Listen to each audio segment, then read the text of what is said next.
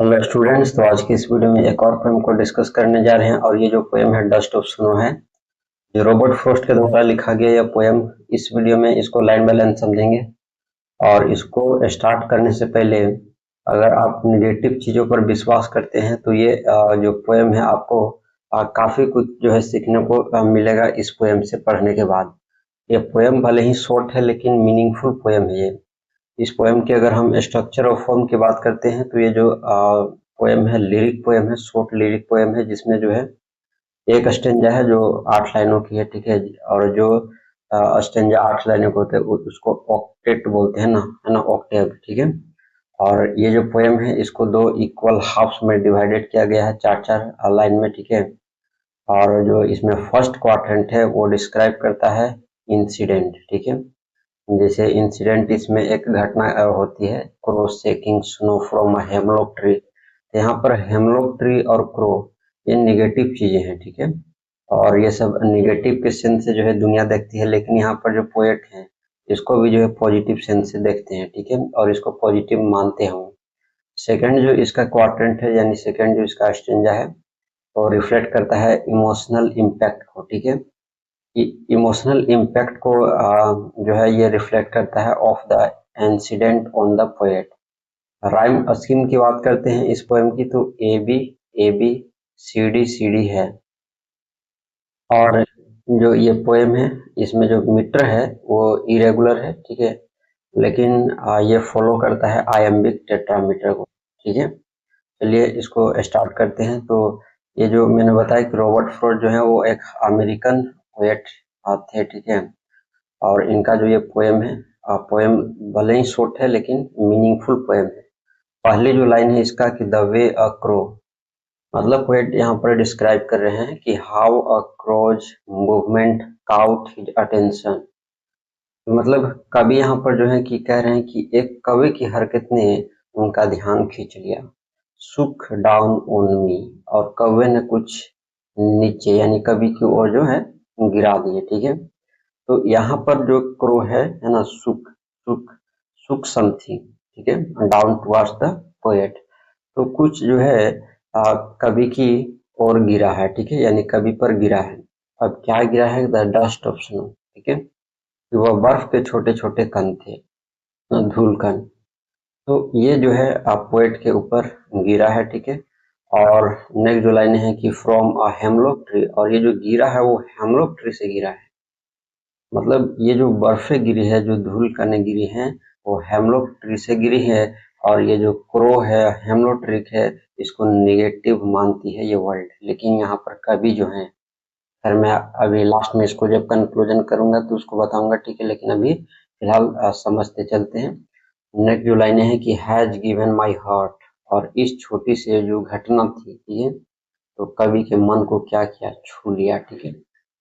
Next जो लाइनें हैं कि अ चेंज ऑफ मूड, और उनका मूड उदासी से बदल कर क्या हो गया? हल्का हो गया, खुश मिजाज हो गया, ठीक है। तो उनका जो पहले मूड जो पहले सैड था, अब जैसे ही ये इंसिडेंट होता है वो हैप्पीनेस में बदल जाता है ना, हैप्पियर फीलिंग उनको महसूस होने लगता है इस घटना के बाद, ठीक है।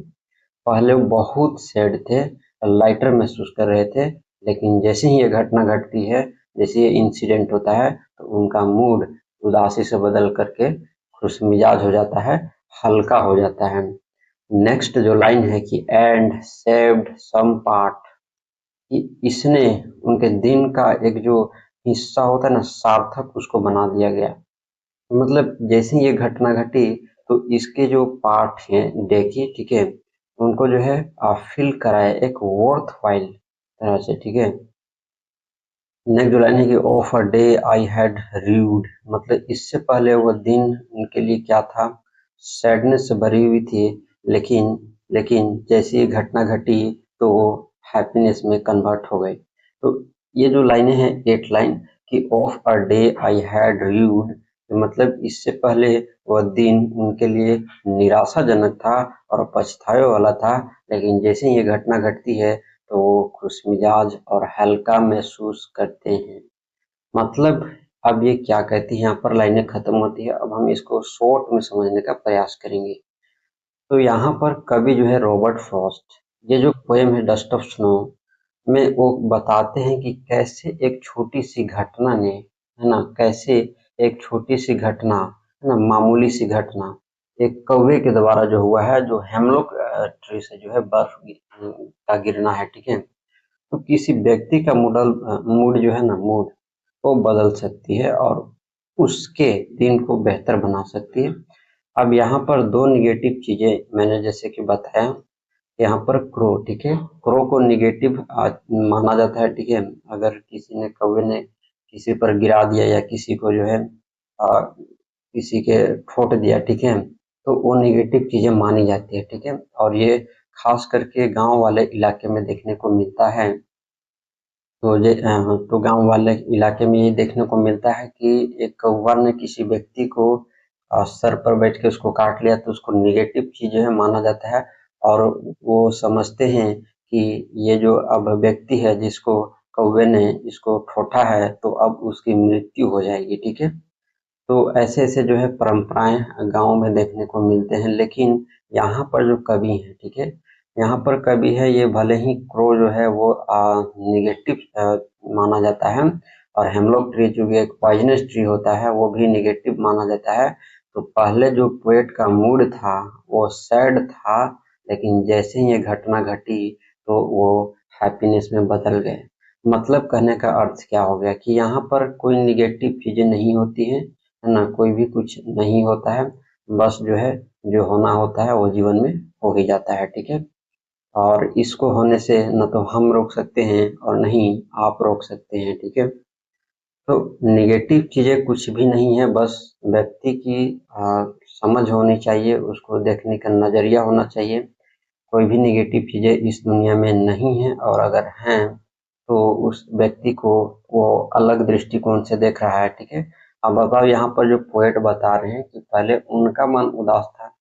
अब बताओ, अगर ये घटना किसी और के साथ घटी होती तो उसका, अब बताओ, एक ऐसा व्यक्ति जिसके साथ ये घटना घटी, अब वो पहले हैप्पीनेस था, लेकिन जैसे ये घटना घट जाती है तो सैडनेस हो जाता है, ठीक है। तो ये क्या किया, मतलब हैप्पियर से क्या हुआ, हैप्पियर से सैडनेस में कन्वर्ट हो गया। लेकिन यहाँ पर पोएट जो है, यहाँ पर पोएट जो है, इनकी जो पहले की जो अवस्था थी, मूड थी, वो काफी निराशाजनक थी, लेकिन जैसे ही ये घटना घटी तो हैप्पीनेस में कन्वर्ट हो गई। मतलब यहाँ पर कोई निगेटिव चीज का असर नहीं पड़ा।